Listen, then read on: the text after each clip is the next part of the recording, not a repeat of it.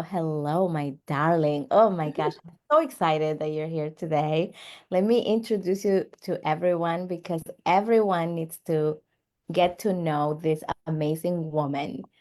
She is such a blessing, and you will find out why. So let me read you her bio real quick, which doesn't do her justice. So you're gonna have to go to her website and learn more from promise me, please. Okay, so we have Dr. Melina Roberts. She's a naturopathic doctor and she's the author of Building a Healthy Child. She's also a TEDx speaker, which is how we know each other a little bit. And she's the founder of Advanced Naturopathic Medical Center. And I know I say that funny. No, you say it perfectly. So, Dr. Melina, I want to tell everybody that you're a top bioregulatory medicine practitioner in North America. You're, of course, located in Canada, and you're going to explain to everyone what that means and why it's so important for us to know about this. But Dr. Roberts, or Melina, how I call her, Yeah. she helps patients to reach their health goals. And we'll talk more about how. But first, Melina, I am so excited that you're here. I am so happy that everyone who's tuning in today is going to learn about what you do and why it's so important for us, not only as why we're trying to heal our body, but that we're trying to heal ourselves holistically. And I would love for you to tell us your transformational story. Yeah, I'd love to share that with you. So my story is that when I was in my early 20s, my dad died of pancreatic cancer. This is something that hit me so hard. He was the young age of 54, and I never expected to lose him so soon, so young.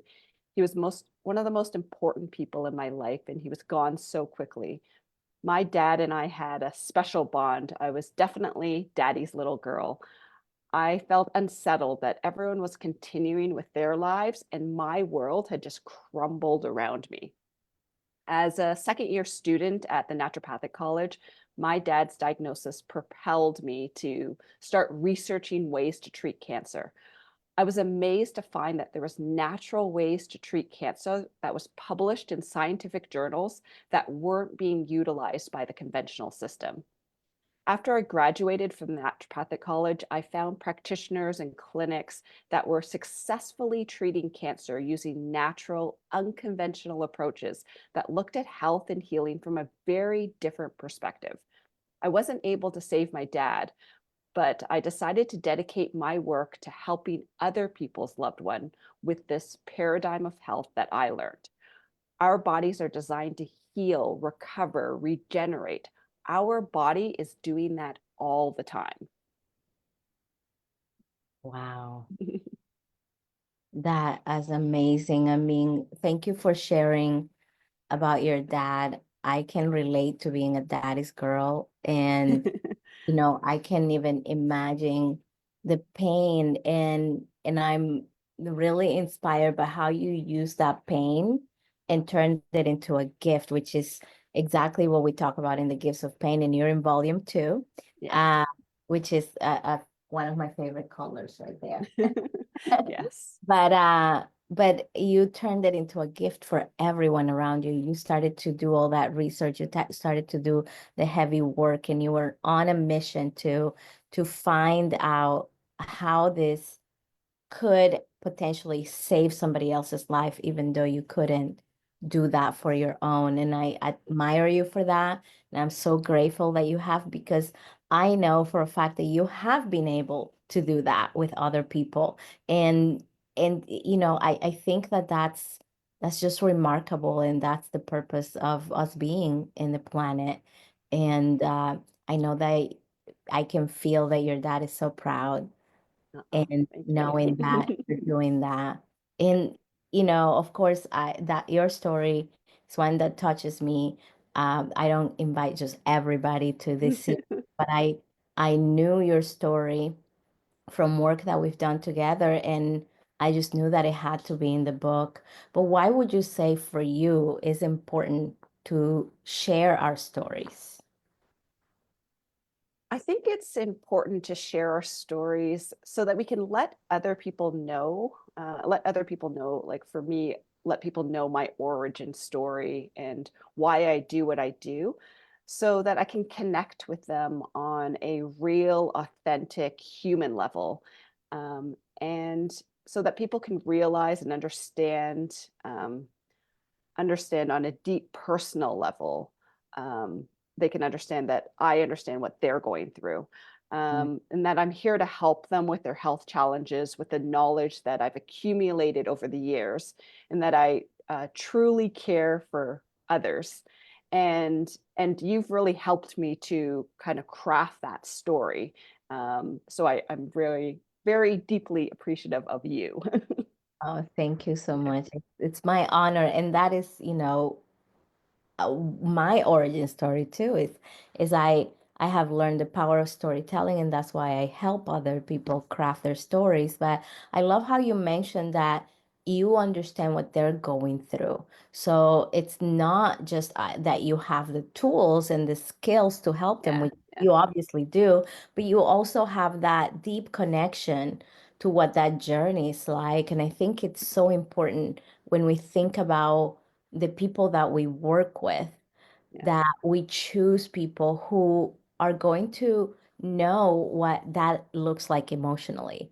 yeah, And yeah. yeah, so I really think that you said something key, because a lot of times I have experience, and I have been through cancer, and I am in remission for many years now, but I remember just feeling so alone and so unseen and unheard Mhm. while I was going through treatment, and that was sometimes even harder than the pain and the physical changes that I was going through, and even the fear of dying.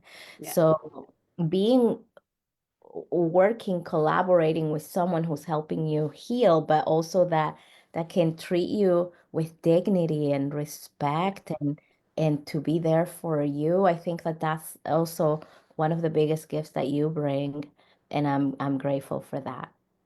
Thank you. Well, thank you. Yeah. Yeah. And so, of course, we have kind of said some titles about what you do, and we know that you help with diseases and illness and conditions that we've mentioned, but I would love for you to expand and tell the audience a little bit more about exactly what you do. What does it look like, and why do you love what you do? What is it about it that lights you up? Yeah. So I have a clinic where I've brought the knowledge from all over the world to help patients realize that we all have the capacity within us to be able to heal and to be able to shift that internal ecosystem to do what our bodies are designed to do, which is designed to self heal. So it brings me joy to be able to provide them with the guidance that they can use to self heal and help people to regain their health. Wow. And when you say all over the world, like you were researching, tell me a little bit about that journey. I'm excited. I don't know much about it. I want to know, like, what did that look like? How did you do this? And everybody, she started like at 3 years old, apparently, because Oh, you're so sweet. I've been practicing for 20 years now, which is crazy. wow. Um, but yeah, after I finished at the naturopathic college, I came, well, really, like my dad had passed away after I was at the naturopathic college. And when I was there, I when I graduated, I found out that there was a clinic that was in Toronto that was having a lot of success treating cancer. And so I wanted to go see what they were doing there and how they were practicing. And what I realized is that they were practicing something called biological medicine, which was European based.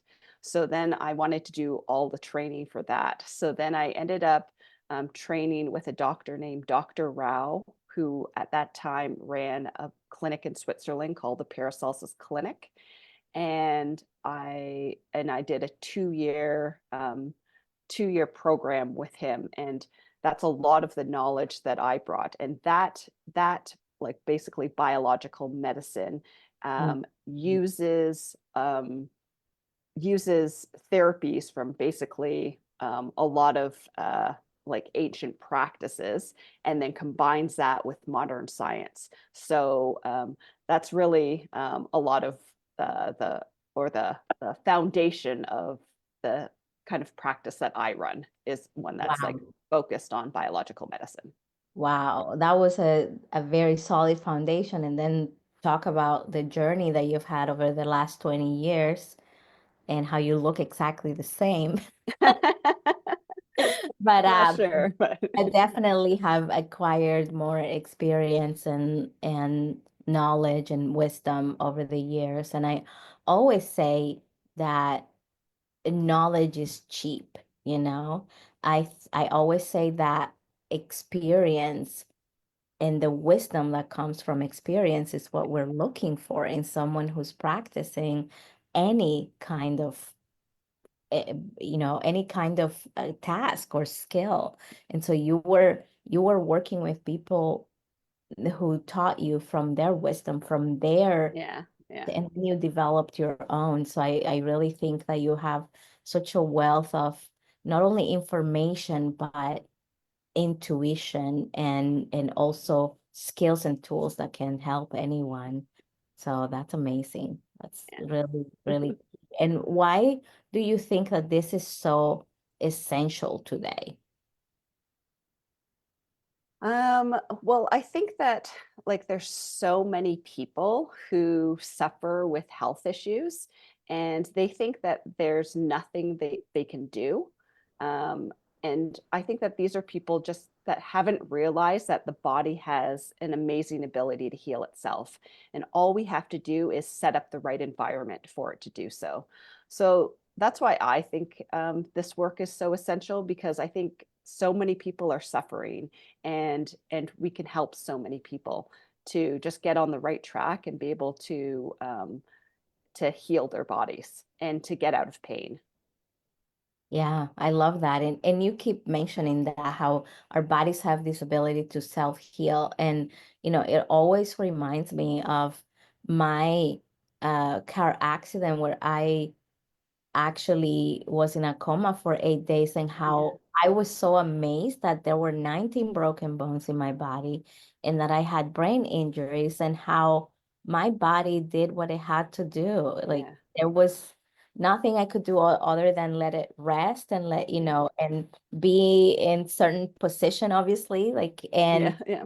it just healed. But would you tell everyone, like, how does the body do that, or why can the body do that, or can actually the body do that for all of the other ways?